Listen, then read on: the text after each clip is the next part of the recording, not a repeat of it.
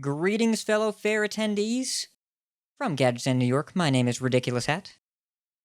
From Karazhan, California, it's me, Bodicus.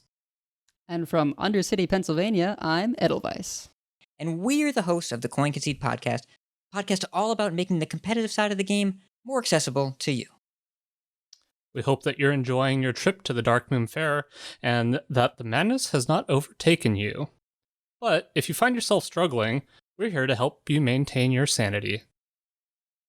Hearthstone has always had its random elements. You may have heard this described as RNG in the past, which stands for Random Number Generation. This makes games variable and exciting, but as we all know, things don't always go as planned. And Hearthstone's had effects like this for a long time. For those of you that have been playing since back in the day, you may remember the original Whispers of the Old Gods expansion. That was when Yogg-Saron first reeled his ugly head, tentacles, whatever his face is doing. And Yogg was known for doing crazy things. Sometimes it felt hard to predict what would happen. But we're here to tell you that in the modern age, there are ways to weigh the odds of random effects in your favor. Let's take a look at a couple examples where we can slide the scales of randomness to a bit more in our favor, or in some cases, have the situations be not random at all. In our first situation here, we can see we have a fully upgraded Cascading Disaster, but our opponent has 4 minions in play. We definitely want to kill the 3 of the biggest minions, and the easiest way to do that is, of course, just by trading off the smallest minion first. By doing this, we guarantee hit the 3 biggest minions and get all of our opponent's threats off the board while maintaining our threat to be as strong as it can be. Our second situation is a bit different, however. We could, in this situation, trade off our 8/8 with one of their 6/6s and guarantee clear all of their minions off the board.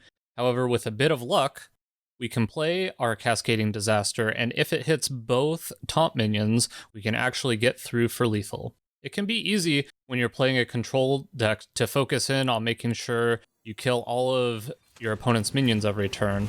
In this situation, we're running out of resources, well, we're nearly out of resources completely, and we have a shot at winning the game on the spot. There are even some ways to make random effects less random in deck building.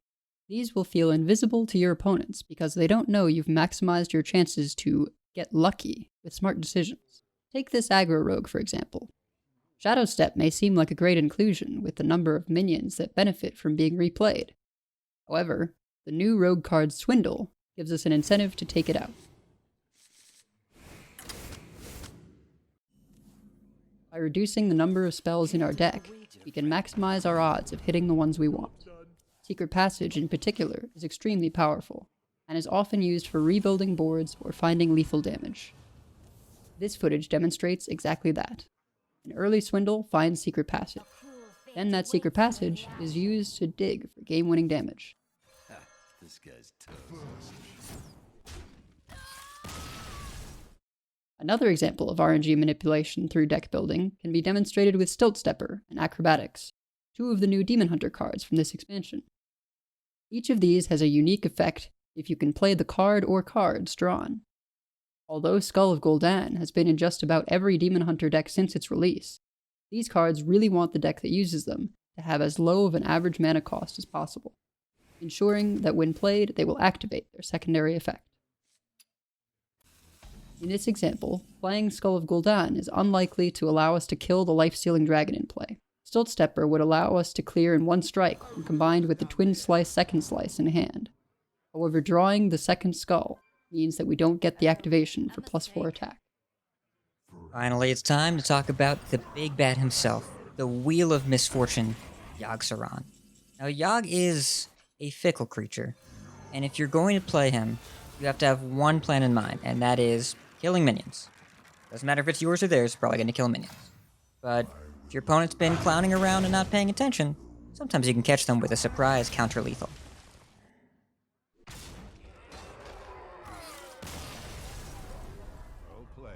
With that being said, you want to be really careful about playing Yogg-Saron when you have minions, because Yogg doesn't care. He just wants to spread chaos and kill stuff. And if you are ahead on board, or even if things are tied, playing Yogg could easily set you back or give your opponent an advantage. Be careful. My hand is too full. for no one.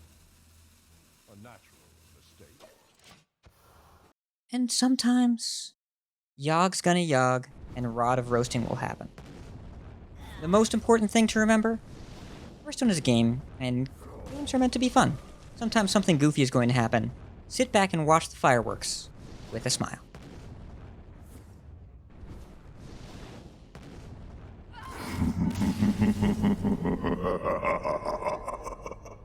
We hope these examples have given you some idea on how to handle some of the different situations involving random effects.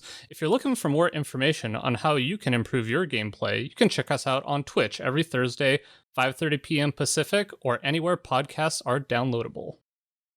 You can also check out our community at discord.coinconcede.com and ask questions or hang out with an amazing group of friendly and helpful people. Stay sane, friends, or embrace the madness. And remember, if you see us on the ladder, coin concede. Coin Concede. Coin Concede.